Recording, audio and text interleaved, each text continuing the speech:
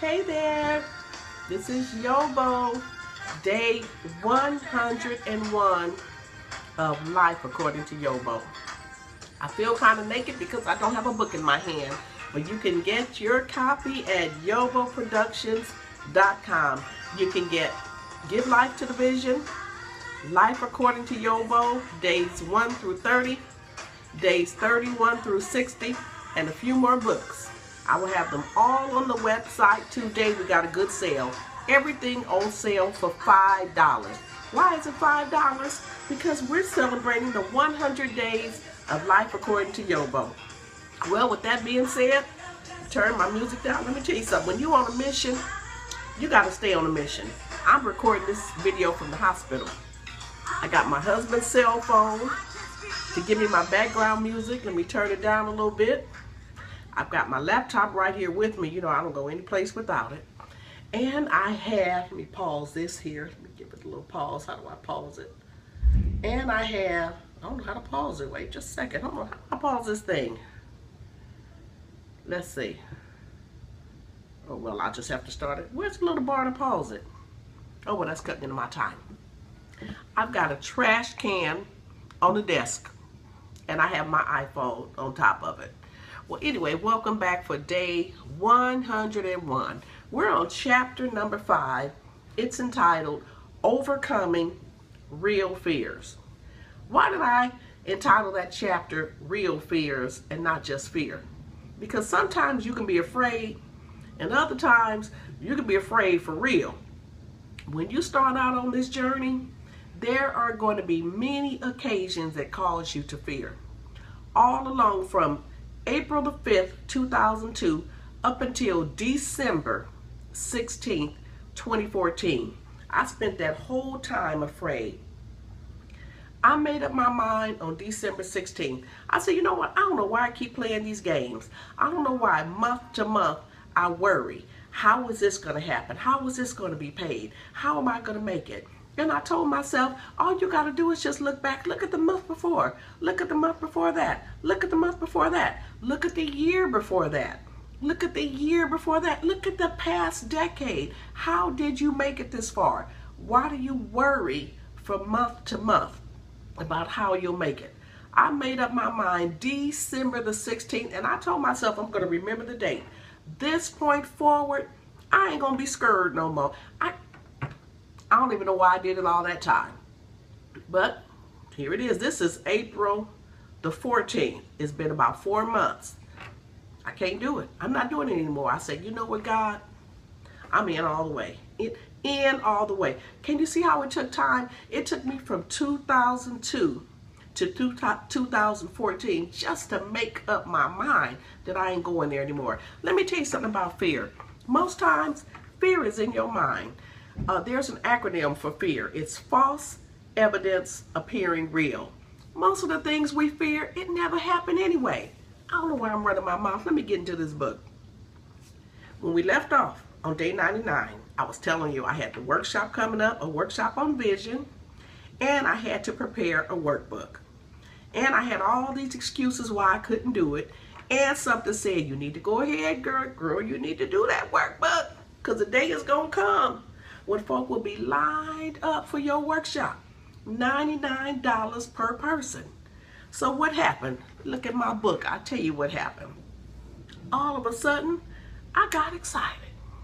There is nothing like doing what you're supposed to be doing when all outward indications are screaming that it's the wrong thing to be doing.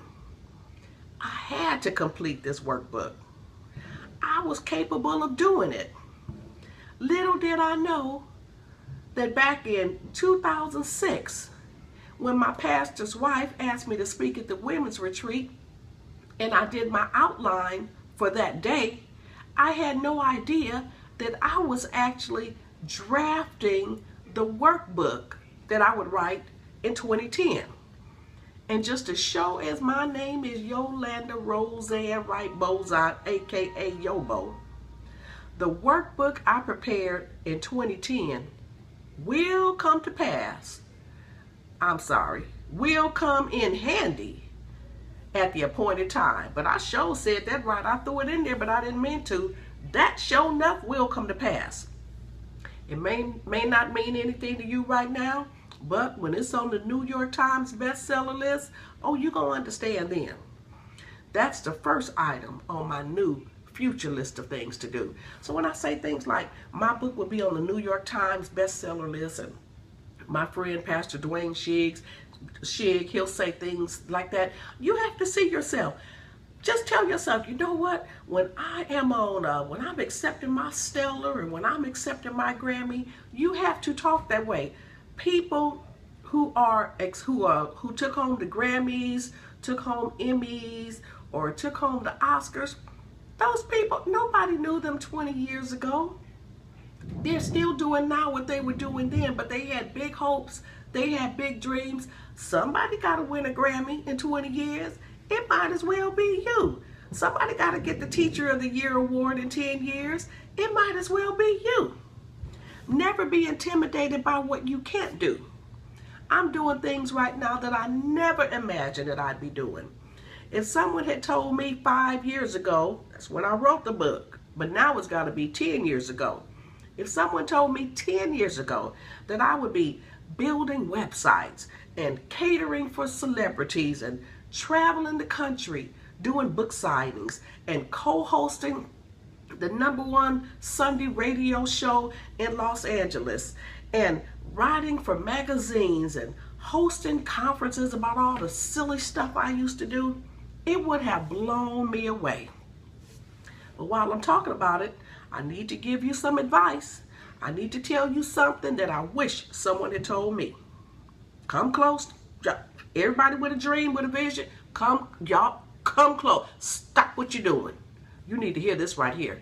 If you got a dream, if you got a vision, if you are on this journey, listen to me because I'm in the spirit right now. Yea, I say, ha, ta, ta, ta. Listen, don't be surprised when your greatest supporters are people you don't know.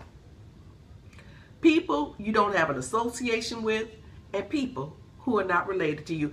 Don't be surprised. One of the hardest obstacles I had to overcome was not having my family and my friends believe in me or support what I was doing. Some of them, the ones closest to you, they're going to be the main ones trying to discourage you and trying to make you doubt yourself. Don't even ask me how I know. Well, honey, look at here. I'm about to get up out of here. That's life according to YoBo. I'm telling you what I know for sure. Stuff I learned the hard way. You better believe me when I tell you. Okay, first I couldn't stop the video. Now I can't get the thing to play. Come on, play thing. Don't be surprised when people don't support you. Let me tell you a secret. You don't need the people that you know to support you. You need the people you don't know to support you. The people you already know, they already know what you do. That's why you want to get to the ones that you don't know.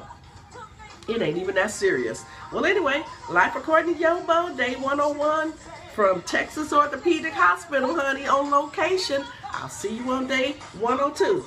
Bye-bye.